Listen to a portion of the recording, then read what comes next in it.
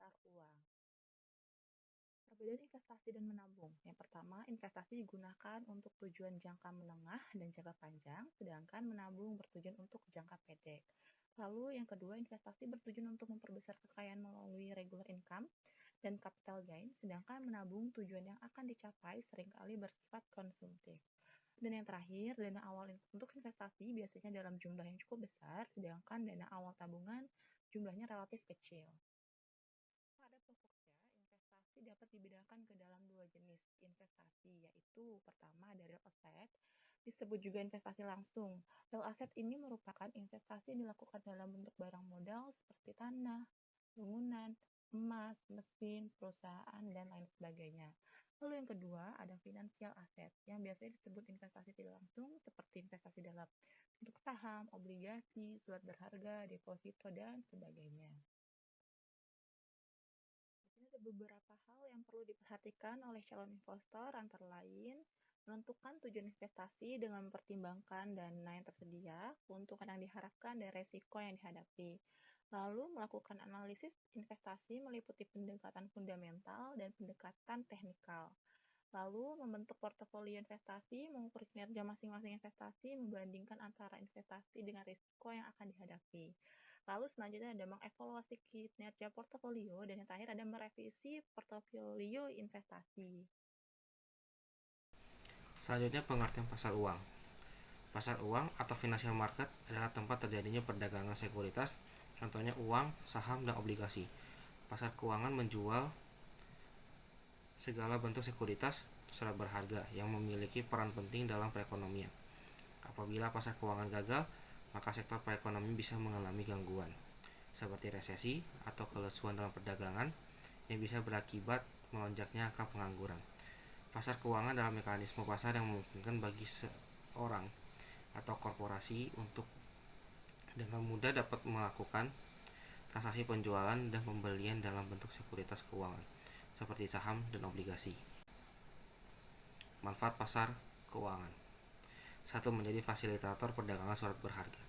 Kegiatan pasar keuangan punya ruang lingkup tidak hanya berfokus pada uang saja, melainkan juga dalam hal surat berharga. Pasar keuangan mempermudah individu atau perusahaan untuk memperjualbelikan surat-surat berharga seperti saham, obligasi, dan yang lainnya.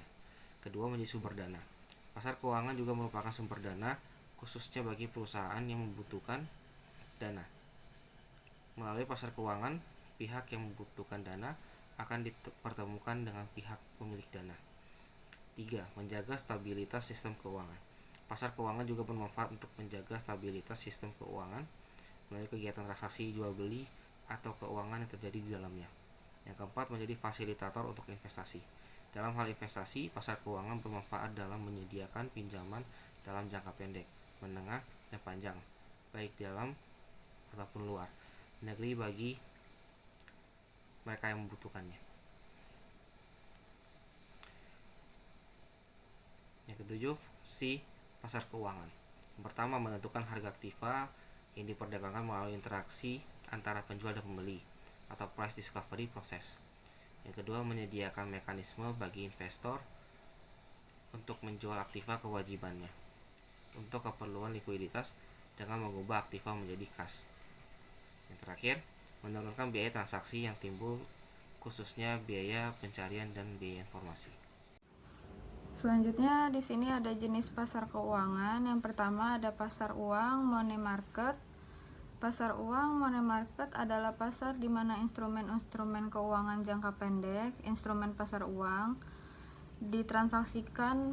Instrumen keuangan jangka pendek biasanya didefinisikan sebagai instrumen keuangan yang jatuh tempo dalam waktu kurang dari 1 tahun. Yang kedua ada pasar modal capital market. Pasar modal atau capital market adalah pasar di mana instrumen keuangan jangka panjang ditransaksikan, termasuk saham dan obligasi. Hasil pendanaan dari obligasi dan saham dapat digunakan secara leluasa oleh perusahaan dalam jangka panjang sebagai tambahan modal atau kapital perusahaan. Yang ketiga ada pasar valuta asing, foreign exchange market. Pasar valuta asing merupakan pasar yang melakukan kegiatan transaksi valuta asing atau mata uang asing. baik berupa transaksi spot transaction, forward transaction, maupun swap transaction. Yang keempat ada pasar komoditas, future market. Pasar komoditas merupakan pasar yang kegiatannya adalah memperjualbelikan barang-barang komoditas tertentu. Pasar komoditas adalah pasar di mana komoditas diperdagangkan secara terorganisir dan biasanya berjangka yang melibatkan institusi keuangan. Selanjutnya ada pasar primer.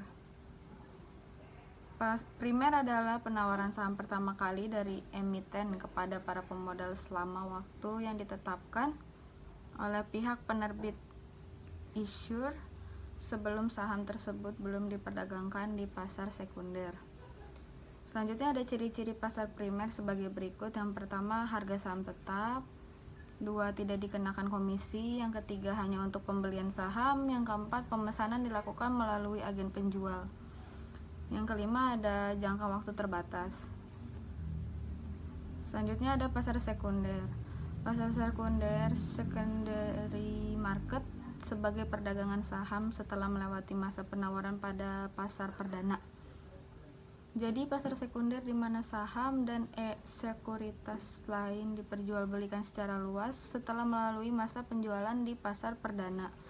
Harga saham di pasar sekunder ditentukan oleh permintaan dan penawaran antara pembeli dan penjual. Beberapa faktor yang mempengaruhi besarnya permintaan dan penawaran antara lain, yang pertama ada faktor internal perusahaan yang berhubungan dengan kebijakan internal pada suatu perusahaan beserta kinerja yang telah dicapai, berkaitan dengan hal yang seharusnya dapat dikendalikan oleh manajemen. Misalnya pendapatan per lembar saham, besaran dividen yang dibagi, kinerja manajemen perusahaan, prospek perusahaan di masa yang akan datang. Yang kedua ada faktor eksternal perusahaan, yaitu hal-hal di luar kemampuan perusahaan atau di luar kemampuan manajemen untuk mengendalikan. Contohnya munculnya gejolak politik pada suatu negara, perubahan kebijakan moneter, dan laju inflasi yang tinggi. Selanjutnya ada indeks saham. Indeks harga saham tersebut merupakan catatan terhadap perubahan-perubahan maupun pergerakan harga saham sejak mulai pertama kali beredar sampai pada suatu saat tertentu. Jenis-jenis indeks saham. Yang pertama, indeks harga saham individual. Indeks harga saham individual menggambarkan suatu rangkaian informasi historis mengenai pergerakan harga masing-masing saham. Sampai pada tanggal tertentu, biasanya pergerakan harga saham tersebut disajikan setiap hari berdasarkan harga penutupan di bursa pada hari tersebut. Yang kedua ada indeks harga saham gabungan. Dalam indeks harga saham gabungan ini ada dua. Yang pertama ada seluruh saham. Indeks harga saham gabungan seluruh saham menggambarkan suatu rangkaian informasi historis mengenai pergerakan harga saham gabungan seluruh saham sampai pada tanggal tertentu. Yang kedua ada kelompok saham. Indeks harga saham kelompok bergambar suatu rangkaian informasi historis mengenai pergerakan harga saham kelompok suatu saham sampai pada tanggal tertentu. Yang ketiga, indeks Kompas 100. Indeks yang terdiri dari 100 saham perusahaan tercatat yang dipilih berdasarkan pertimbangan likuiditas dan kapasitas pasar dengan kriteria yang sudah ditentukan. Review dan pengganti saham dilakukan setiap 6 bulan. Yang keempat ada indeks bisnis 27. Kerjasama antara Bursa Efek Indonesia dengan Harian Bisnis Indonesia meluncurkan indeks harga saham yang diberi nama indeks Bisnis 27. Indeks Bisnis 27 ini terdiri dari 27 saham perusahaan yang tercatat dipilih berdasarkan kriteria fundamental, teknikal, atau likuiditas, transaksi, dan akuntabilitas dan tata kelola perusahaan.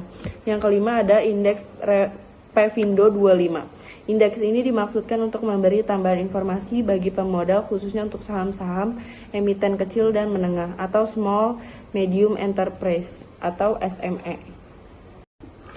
Pasar obligasi. Bursa Efek Indonesia mendefinisikan obligasi merupakan surat utang jangka menengah panjang yang dapat dipindah tangankan yang berisi janji dari pihak yang menerbitkan untuk membayar imbalan berupa bunga pada periode tertentu dan melunasi pokok utang pada waktu yang telah ditentukan kepada pihak pembeli obligasi tersebut. Obligasi merupakan surat pengakuan utang atas pinjaman yang diterima oleh perusahaan penerbit obligasi dari masyarakat pemodal. Jangka waktu obligasi telah ditetapkan dan disertai pemberian imbalan bunga yang jumlahnya dan saat pembayaran telah ditetapkan dalam perjanjian.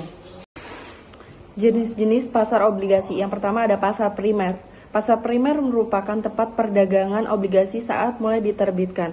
Salah satu persyaratan ketentuan pasar modal, obligasi harus dicatatkan di Bursa Efek untuk dapat ditawarkan kepada masyarakat. Dalam hal ini dilazimkan adalah Bursa Efek Surabaya atau BES. Sekarang menjadi Bursa Efek Indonesia atau BI. Yang kedua ada pasar sekunder. Pasar sekunder merupakan tempat yang diperdagangkan obligasi setelah diterbitkan dan tercatat di Bursa Efek Indonesia. Perdagangan obligasi akan dilakukan di pasar sekunder.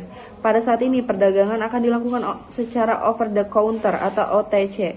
Artinya tidak ada tempat perdagangan secara fisik. Pemegang obligasi serta pihak yang ingin membeli akan berinteraksi dengan bantuan perangkat elektronik seperti email, online trading, atau telepon.